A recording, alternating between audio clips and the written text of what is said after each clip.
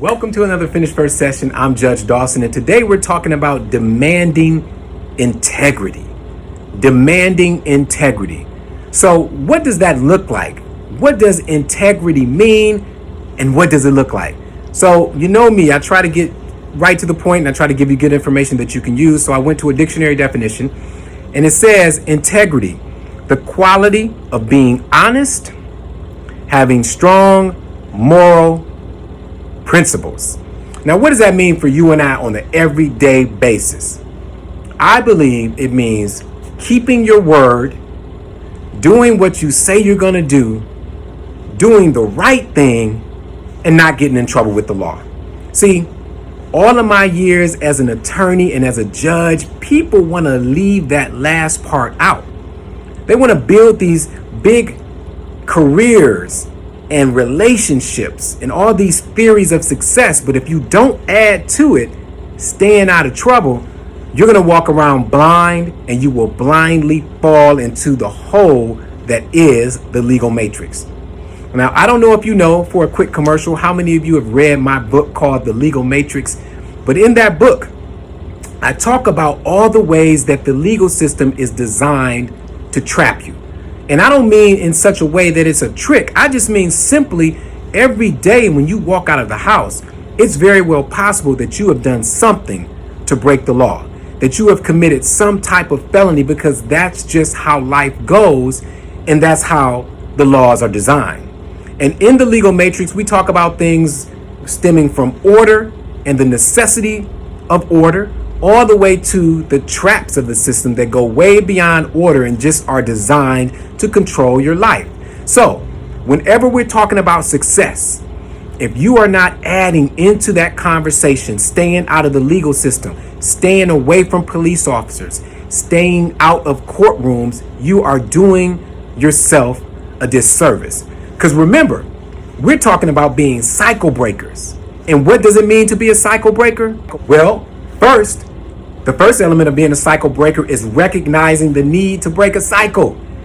So if you have been in the legal system, if you've been in trouble, recognize the need to break that cycle. What does that mean? That means I'm not going to get in trouble anymore. I mean, it could be something as small as driving without valid license. If you did it before, you got stopped, you went to jail maybe, or you went to court and had to pay a lot of money in fines, the mindset is, I'm not going to do it again. That's a small example. Maybe it's something like assault. Maybe you got into it with somebody in the grocery store and it ended up pushing and shoving, and you ended up with an assault charge. And now you don't want to do that again. Or maybe it's something like menacing. So what is menacing? Menacing is when you threaten somebody and cause someone to believe that you're going to cause them physical harm. Because you know you can't threaten people, right? And how often do we threaten people? I'm sure you've threatened somebody driving down the street. I know I have. I'm not perfect. But those are examples of when you recognize things that are not going perfectly in your life, you decide to be a cycle breaker. You decide to not repeat that cycle. So the first element of being a cycle breaker is recognizing the need for change. Number 2 is committing to making the change. How often have you heard people say, you know what? I can't do it. I just have a bad attitude. When people talk to me this way or people say these things to me, I just go off. So right off the bat, they are already failing to commit to breaking the cycle because they've already told themselves that they can't do it. But that is not you and me. We are trying to live our lives and take it to the next level. You're trying to be financially successful. You're trying to be educationally successful. You're trying to be successful in your relationships, right? So part of that is being able to commit to doing what's best for you. So breaking cycles is best for you. We know that. So number 2 is you have to commit to breaking the cycle. Number 3, after you recognize the cycle, you've committed to breaking the cycle, now you got to figure out, how do I break the cycle? What do I need to do? What tools do I need to gather so that I can be the best that I can be? Maybe that means finding a mentor. And I'm going to tell you something about finding mentors. It's not easy because a lot of people want to charge you for those. I mean, and sometimes it is worth it. I mean, people's time and knowledge and experience, it is worth something, and it should be compensated.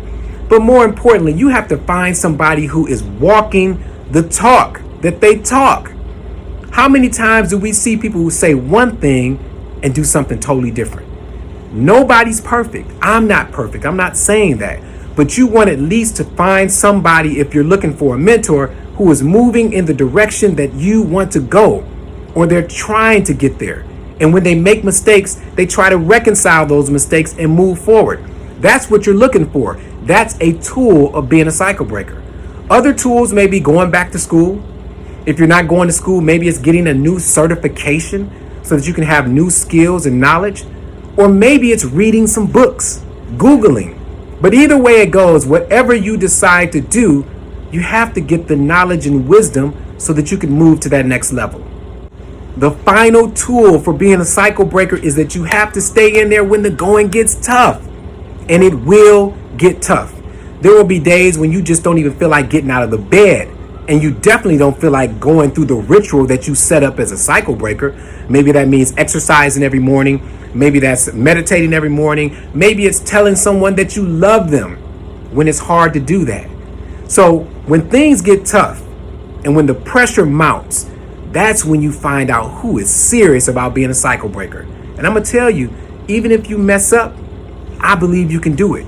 So I'm not saying you're not a cycle breaker if you mess up and get down and fail to continue on your track. All I'm saying is get back on that track, get back up and continue down the road of being a cycle breaker. And all of that relates to what we're talking about today, because we're talking about demanding integrity. And I brought you here because part of demanding integrity is not being caught up in these crazy cycles, legal, relationship, financial, whatever it is. If it's something that is not moving you in a positive direction, that's where we need to work in demanding integrity. All right, here we go. I'm going to give you two major subjects when we talk about demanding integrity. And as you know, I make my notes because I prepared this for you. The first thing I want you to think about as a big title or a big umbrella is to live strong. I mean, really, have you ever thought about live strong? Now, I don't know how old you are or how, connected you are to modern culture, but there was a time when Lance Armstrong, who was a very decorated cyclist, he won a lot of awards, and he began this campaign with Nike called Live Strong. Now, the basis of that campaign was coming from the fact that he had defeated cancer, and he was able to live strong, come back, and win many of these competitions that he was in. So the Live Strong brand was really powerful. I bought into it. I thought, man, this is a great subject. Now, eventually, that all fell apart because he wasn't a cycle breaker. But that doesn't mean we can't take that title, that theme, and apply it to our lives. So think about it. In your everyday life, as a student, as a husband, boyfriend, father, mother, whatever it is that you do every single day, an employee, imagine if you got up every morning and said, you know what? Today, I'm going to live strong. I'm going to move strong. I'm going to do everything that's moving me toward being the absolute best that I can be. So when we just say those words and we try to apply them to our life, imagine the power that you're going to bring into your everyday existence. So under Live Strong, I have your attitude. Live strong with your attitude. So that means when you wake up every day, now we're talking about demanding integrity. You wake up every day and you say, I'm going to live strong. And you say, I'm going to take an attitude of living strong. That means you're not going to allow petty people to destroy your mood. You're not going to allow somebody else who's broken and destroyed and you know what they're going through, but they say the wrong thing to you. Now, all of a sudden you're messed up or you're in a bad mood. That's not being strong, because you have allowed someone else and someone else's mess to infiltrate your day and your positivity. So when we're talking about living strong, I'm talking about having a strong attitude, an attitude of success, an attitude that tells you you can accomplish anything that you want to accomplish if you simply set the right goals, plant the right seeds, and have the right environment.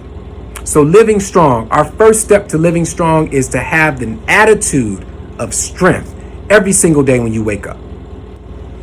Number two, live strong in your effort. Live strong in your effort. So that means that when you wake up every single day and you walk out the door, you know that you are going to give 100% effort. You won't let people slow you down. You won't even let the traffic slow you down. Now, don't get me wrong. You can't control the traffic flow all the time. You can go in a different direction. But what I'm saying is your effort, what you put forth when you arrive at your destination, will be 100%. Because a lot of times what happens is, let's say you got a job that you need because it's paying your bills. Something will happen during the day, or you may look at a text message or a DM on one of the social media sites, and all of a sudden your effort goes down, you're distracted, or you're doing things that you know you shouldn't do. But that's not us, because we're talking about being cycle breakers, and we're talking about demanding integrity. So our effort has to be 100% strong as you move forward with living with integrity, demanding integrity, and living strong. Number three, live strong in and through your environment. So what does that mean? Living strong in your environment, it means that you have to choose an environment that is good for you. So you have to be in the right place at the right time. And then living strong through your environment means that if you can't change everything about your environment, then you have to pick out the best things about it, soak those up, and get rid of the stuff that doesn't feed you. And that is such a very important thing to remember.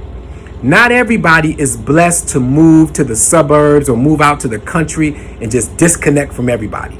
Some people would love that existence, and you probably could absolutely be the best person you could ever be if you didn't have to deal with people. But that's not everyone's reality. So now we have to figure out, okay, I'm in an environment that I think is a little toxic for me.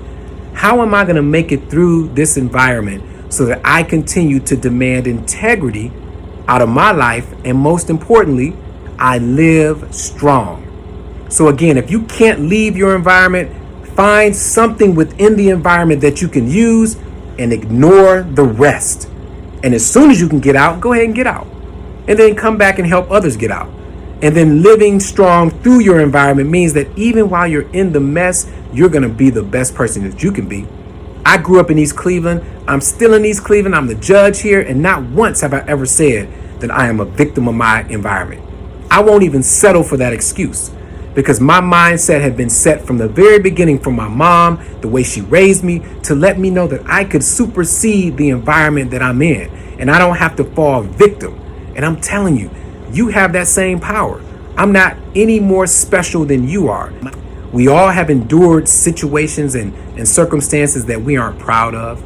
You know, it's funny because people think, my family's messed up, my mama's messed up, my daddy's messed up. We've all had issues in our family. We've all had issues in our environment. But being a cycle breaker takes you to that next level, because you can supersede that environment if your mind is right. And your mind is right because we're talking about living strong. We're talking about living strong.